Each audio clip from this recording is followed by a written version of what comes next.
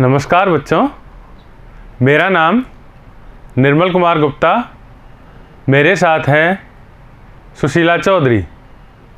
बच्चों, आज के वीडियो में हम कक्षा 9 की हिंदी विषय की पाठ्य पुस्तक क्षितिज के काव्यखंड का अध्याय 13 का भाग 1 पढ़ेंगे। कवि का नाम है सुमित्रा नंदन पंत, कविता का नाम ग्रामश्री। शुरू करें बच्चों। कवि परिचय। पंत जी का जन्म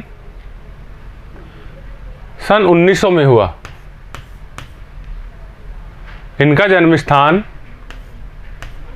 कौसानी गांव है जो उत्तराखंड राज्य में है। इनकी मृत्यु सन 1977 में हुई। पंत जी की मुख्य रचनाएं वीणा, गुंजन, ग्राम्या आदि है।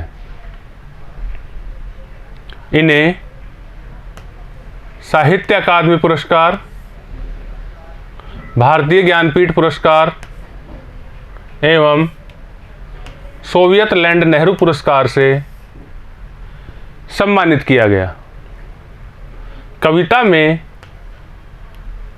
भावों की अभिव्यक्ति के लिए सटीक शब्दों के चयन के कारण इन्हें शब्द शिल्पी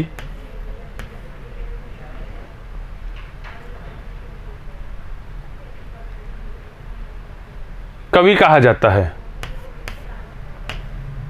इस कविता में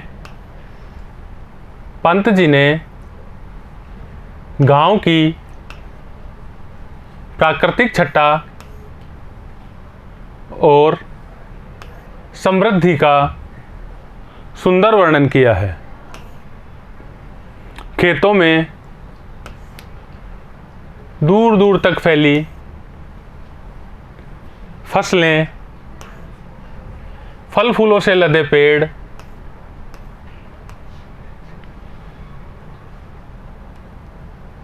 एवं गंगा की सुंदर रेत कवि को रोमांचित करती है। कविता के प्रथम काव्यांश में कवि ने कोमल हरियाली तथा फसलों पर सूरज की किरणों के प्रभाव का वर्णन किया है। फसलों की हरियाली पर नीला आकाश ऐसा लगता है मानो वह नीचे झुककर धरती को छू लेना चाहता है। द्वितीय पद्यांश में कवि ने जौ, गेहूं और अन्य फसलों के दानों, फूलों के रंगों और खुशबू का वर्णन किया है। कवि ने मटर के फूल और फलियों की सुंदरता का वर्णन किया है। कवि कहता है कि गांव की धरती पर केवल फसलें ही नहीं अपितु आम के पेड़ों की डालियों पर भी फूल लग गए हैं। साथ ही अन्य फलों के पेड़ भी फल फूलों से लदे बहुत सुंदर दिख रहे हैं। कवि ने गंगा तट की भूमि की सुंदर बालू रेत का चित्रण किया है। इस बालू पर तरबूज के खेत बड़े सुंदर लग रहे हैं। कवि कहता है कि फसलों से भरी धरती रात में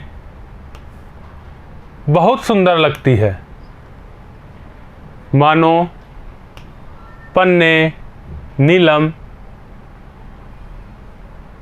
चमक रहे हों। बच्चों, कवि ने इस कविता में गांव की सुंदरता का बहुत अच्छा वर्णन किया है। यह था इस कविता का सार।